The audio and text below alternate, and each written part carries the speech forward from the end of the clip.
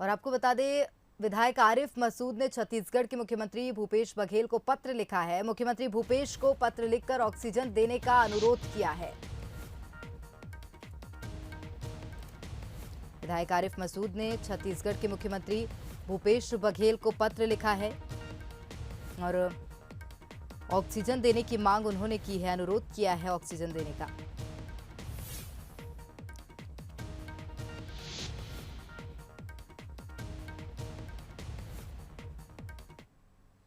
मध्य प्रदेश में कोरोना का कहर बढ़ता ही जा रहा है, जिसको लेकर मुख्यमंत्री शिवराज ने अब नया प्लान तैयार किया है। सीएम ने कोरोना को कंट्रोल करने के लिए मंत्रियों को जिम्मेदारी सौंपी, जिसके जरिए कोरोना पर नियंत्रण पाने की कोशिश है। देखिए इस रिपोर्ट में।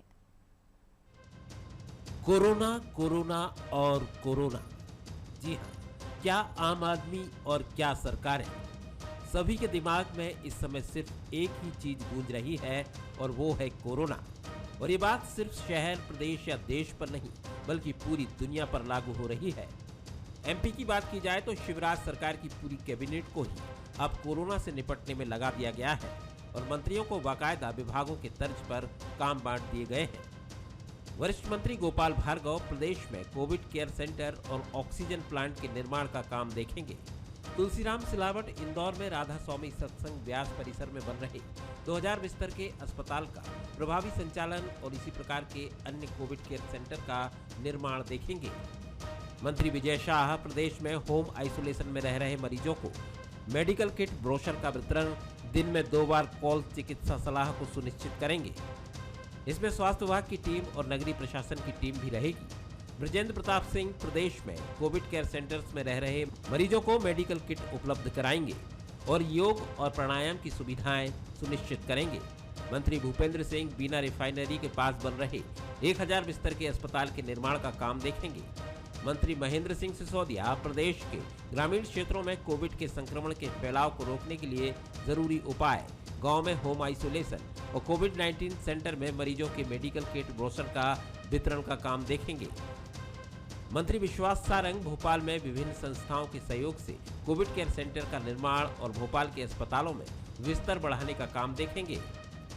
मंत्री उषा ठाकुर जन अभियान परिषद के सहयोग से कोरोना वॉलेंटियर अभियान का प्रभावी क्रियान्वयन और वॉलेंटियर्स का कोरोना कार्यों में प्रभावी उपयोग सुनिश्चित करेंगी। मंत्री अरविंद भदौरिया राज्य के बाहर से ऑक्सीजन की आसान सप्लाई को सुनिश्चित करेंगे।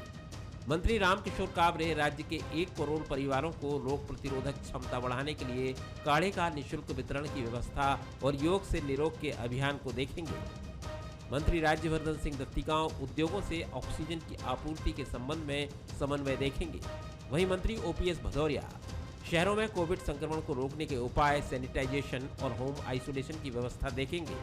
जाहिर है अब एक तरह से कोरोना कैबिनेट बनी है तो कोरोना सियासत भी होनी ही है। बीजेपी जहां मंत्रियों की इस तरह से जिम्मेदारी बांटने को कारगर उपाय बता रही है, तो वहीं कांग्रेस इसे अपनी असफलता छिपाने के लिए सरकार की कोशिश करार दे रही है।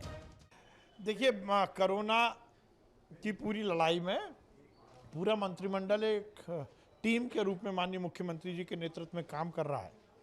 संकट बहुत बड़ा है, पूरी दुनिया में हाहाकार मचा है, देश के अन्य राज्यों में भी स्थिति बहुत खराब है, पर मध्य प्रदेश में माननीय मुख्यमंत्री जी के नेतृत्व में हमारी पूरी कैबिनेट जो जिसको जिम्मेदारी दी गई है उसका निर्वहन करते हुए प्रत्येक जिले में, प्रत्येक कस्बे, प्रत्येक गांव में हम जनता को बचा सकें, इसका प्रयास कर रहे हैं।